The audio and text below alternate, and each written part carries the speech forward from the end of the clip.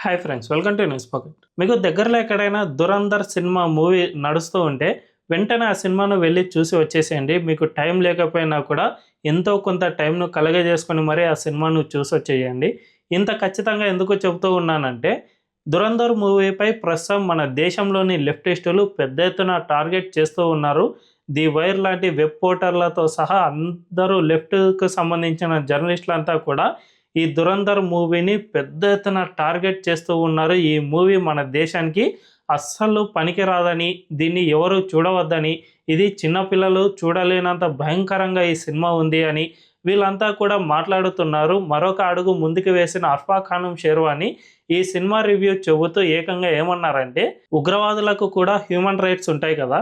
వాళ్ళ గురించి మీరు ఈ విధంగా సినిమా తీసి వాళ్ళను ఏ విధంగా కించపరుస్తారు అనే విధంగా ఆమె మూవీ రివ్యూ చెప్పారంటే, ఈ సినిమా ఎంత బాగుందో అర్థం చేసుకోవచ్చు. ఖచ్చితంగా మనందరం కూడా ఈ సినిమాను చూడాల్సిన అవసరం ఎంతైనా ఉంది. ఒకవైపు ఈ లెఫ్టిస్టులు సినిమాను ఎంతగా టార్గెట్ చేస్తుంటే అంతగా ఈ సినిమాకు సంబంధించిన కలెక్షన్లు రోజు రోజుకు పెరుగుతూనే వస్తూ ఉన్నాయి. ఏకంగా వారం రోజుల్లో 200 కోట్ల కలెక్షన్లను ఈ సినిమా సాధించింది అంటే ఇది ఎంత బాగా ఉందో అర్థం చేసుకోవచ్చు. అయితే ఈ సినిమా కథ ఏంటి అండ్ ఈ సినిమాను లెఫ్టిస్టులు ఎందుకు టార్గెట్ చేస్తూ ఉన్నారు, మనం దీన్ని ఎందుకు చూడాలి అనే విషయాలను ఈ వీడియోలో తెలుసుకుందాం. అంతకంటే ముందు ఈ వీడియోను లాస్ట్ వరకు చూడండి. ఇందులోని కంటెంట్ కనుక మీకు నచ్చినట్లయితే ఖచ్చితంగా మా ఛానల్ను సబ్స్క్రైబ్ చేసుకోండి అండ్ బెల్ ఐకాన్ను క్లిక్ చేయడం అస్సలు మర్చిపోవద్దు. ఇక డీటెయిల్స్లోకి వెళ్తే, జనరల్గా సినిమా కథను జస్ట్ 2 లైన్లలో చెప్పుకుందాం. మన దేశంలో 1999లో IC-814 విమానం హైజాక్ అయింది. 2001లో భారత పార్లమెంటు పైనే ఉగ్రవాద దాడి జరిగింది. ఈ నేపథ్యంలో అప్పటి ఇంటెలిజెన్స్ బ్యూరో చీఫ్ అయిన అజయ్ సన్యాల్ సినిమాలో హీరో మాధవన్ ఒక కీలక నిర్ణయం తీసుకుంటారు. అదేమిటంటే, పాకిస్తాన్కు మన ఇండియన్ ఇంటెలిజెన్స్ ఆఫీసర్ను ఒక వ్యక్తిని పంపించి అక్కడ స్టింగ్ ఆపరేషన్ను జరిపించి అక్కడ ఉన్న ఉగ్రవాదులందరినీ కూడా మట్టుబెట్టాలి అనే కీలక నిర్ణయం తీసుకుంటారు. ఇందులో భాగంగానే అప్పుడు జైల్లో ఉన్న ఒక యువకుడు హంజాను పాకిస్తాన్కు పంపిస్తారు. ఆ యువకుడు పాకిస్తాన్లో ఏమేం చేశాడు, అక్కడ చేసిన ఆపరేషన్లు ఏమిటి అండ్ ఈ ఉగ్రవాదులను ఏ విధంగా మట్టుబెడుతూ వచ్చాడు. దీంతోపాటు 2008 ముంబై ఉగ్రవాద దాడుల నేపథ్యంలో ఉగ్రవాదులు అండ్ మన దేశంలో ఉన్న కొంతమంది మాట్లాడుకున్న ఫోన్ కాల్ రికార్డింగ్ ఏమిటి, దానికి సంబంధించిన మొత్తం సంభాషణలను పూర్తిగా చరిత్రలో ఏమేం జరిగిందో ప్రతి ఒక్కదాన్ని పూసగుచ్చినట్టు మరీ ఈ సినిమాలో చూపించారు. ఈ సినిమా గురించిన రివ్యూ ఇంతకంటే ఎక్కువ చెప్పకూడదు. ఎందుకంటే రివ్యూను మొత్తం చూసేస్తే మనం సినిమాను చూడకపోతే అది ప్రమాదకరం. కాబట్టి ఖచ్చితంగా మీరంతా కూడా ఈ సినిమాను చూడండి. బయటికి వచ్చిన వెంటనే మీలో గూస్ బంప్స్ మాత్రం తప్పనిసరి అని చెప్పుకోవచ్చు. ఈ సినిమా 3 గంటల 34 నిమిషాల వరకు నిడివి ఉంది. గత 17 ఏళ్లలో ఇంత నిడివి ఉన్న సినిమా ఇదే అని చెప్పుకోవచ్చు. అంతేకాకుండా ఇంత లెంతీ సినిమా అయినా కూడా ఎక్కడా కూడా మనకు బోర్ కొట్టదు. సినిమాను చూసినంతసేపు మనలో గూస్ బంప్స్ అనేవి అస్సలు ఆగవు. మనం కూడా లేదంటే మన ఇండియన్ ఆర్మీలో పని చేసి ఉంటే ఎంత బాగుండేది అని మనకు అనిపిస్తూనే ఉంటుంది. మన దేశం కోసం మనము ఏదో ఒకటి చేయాలి అనే విధంగా మనలో ప్రతి క్షణం ఈ సినిమా మనలోని దేశభక్తిని తట్టి లేపుతూనే ఉంటుంది. ఇందులో ఉగ్రవాదులను అంతం చేసే ప్రయత్నాలు ఉంటాయి. అవి చూస్తేగా మనము ఏదో ఒకటి చేయాలి అనే విధంగా మనలోని దేశభక్తిని తట్టి లేపే విధంగా ఈ సినిమా ఉంటుంది. కాబట్టి దీన్ని మీరు ఒక్కసారి సినిమాకు వెళ్ళి చూడండి. పదే పదే పదే పదే చూడాలని అనిపిస్తూ ఉంటుంది. అలాంటి సినిమా ఇది. గతంలో మనందరికీ తెలుసు కాశ్మీర్ ఫైల్స్, కేరళ స్టోరీ ఇలాంటి సినిమాలు గత చరిత్రను పూసగుచ్చినట్లు జరిగిందన్నీ కూడా ప్రతి ఒక్క విషయాన్ని ఆ సినిమాలో పొందుపరుస్తూ మన దేశంలో గత చరిత్రను తట్టి లేపే ప్రయత్నం చేశారు. అదేవిధంగా ఈ దురంధర్ సినిమాలో కూడా మన ఇండియన్ ఇంటెలిజెన్స్ సంస్థలు ఏ విధంగా పని చేస్తాయి అనే విధంగా పూర్తిగా ఈ సినిమాలో ఎక్స్ప్లెయిన్ చేశారు. మనందరికీ తెలుసు, రీసెంట్గా ఢిల్లీలో బాంబ్ బ్లాస్ట్ జరిగిన సమయంలో కొంతమంది తెలుగులో సోకాల్డ్ జర్నలిస్టులు అందరూ కూడా ఇండియన్ ఇంటెలిజెన్స్ ఏమైపోయింది, ఇంటెలిజెన్స్ ఫెయిల్యూర్ ఇది కాదా అనే విధంగా కించపరిచే వ్యాఖ్యలు చేశారు. అలాంటి వాళ్ళు ఈ సినిమాను చూస్తే ఇంటెలిజెన్స్ ఎంత పకడ్బందీగా పనిచేస్తుంది అండ్ వాళ్ళు మన దేశం కోసం ఎంత ప్రాణాలను అరిచేతిలో పెట్టుకుని మన దేశం కోసం పనిచేస్తూ ఉంటారు ఈ సినిమాను చూసే అర్థమవుతుంది. అయితే ఈ దురంధర్ సినిమా మన ఇండియన్ ఇంటెలిజెన్స్ ఉగ్రవాదులకు వ్యతిరేకంగా ఎంత బాగా పనిచేస్తుందో చూపించింది కదా.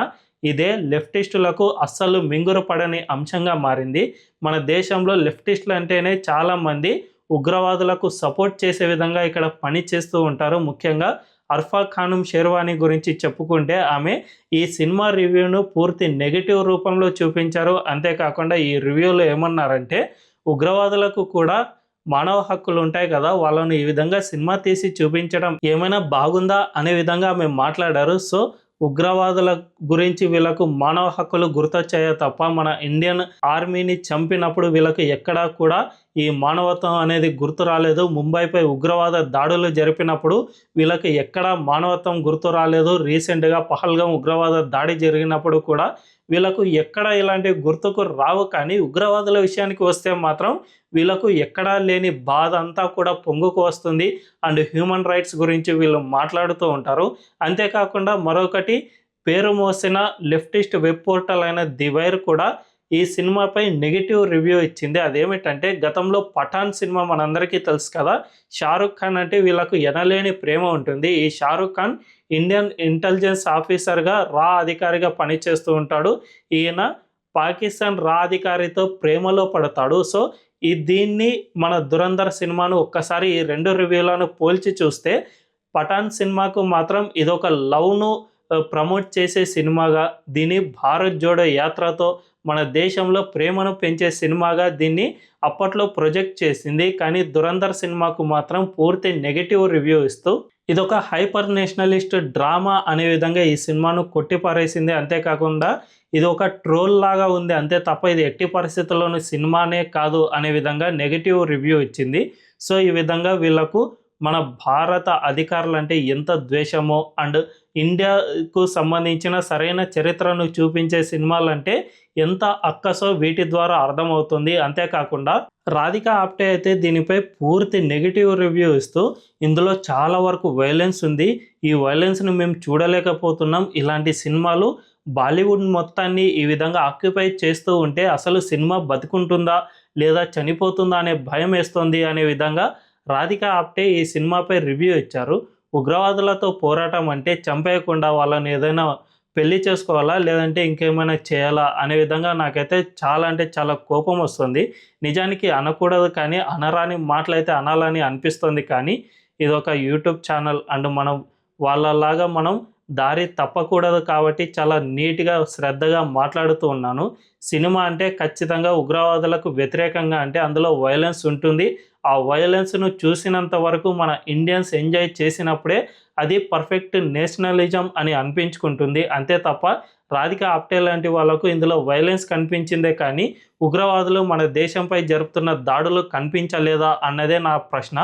ఏమే కాదు, ఫిల్మ్ క్రిటిక్స్ గిల్డ్ అనే ఒక సంస్థ ఈ సినిమాపై పూర్తిగా నెగిటివ్ రివ్యూ ఇచ్చింది. ఇందులో హైపర్ నేషనలిజం చూపించారు, ఇది జస్ట్ ఒక మన ఇండియాలో నేషనలిజాన్ని బాగా పెంపొందించడానికి మాత్రమే తీశారు అంతే తప్ప ఈ సినిమాలో ఎలాంటి పస లేదు, ఇది వేస్ట్, చూడడమే వేస్ట్, మీరెవరు చూడకండి అనే విధంగా ఫిల్మ్స్ క్రిటిక్ గిల్డ్ అనే ఈ సంస్థ రివ్యూ ఇచ్చింది. దీనిపై మన సోషల్ మీడియాలో పెద్ద ఎత్తున నేషనలిస్టులు ట్రోల్ చేశారు, మామూలుగా చేయలేదు, ఆ సంస్థను పూర్తిగా ఏకిపారేశారు. దీంతో ఈ సంస్థ ఏకంగా ట్విట్టర్లో ఒక పోస్ట్నే చేసింది, మాపై మీరంతా కూడా ట్రోల్స్ చేస్తూ ఉన్నారు, దీన్ని అసలు చేయకండి, ఈ విధంగా మేము మా జర్నలిస్టులకు అండగా ఉంటాము అనే విధంగా ఈ సంస్థ అపాలజీ చెప్పుకునే పరిస్థితికి మన దేశంలో నేషనలిస్టులంతా కూడా ఈ సంస్థను ఏకిపారేశారు. కాబట్టి ఈ సంస్థలు ఇలాంటి అనేక సంస్థలు ఇదొక్కటే కాదు చాలామంది కూడా ఈ దురంధర్ సినిమాపై పూర్తిగా నెగిటివ్ రివ్యూ ఇచ్చేందుకు చాలా ప్రయత్నాలు చేసినా కూడా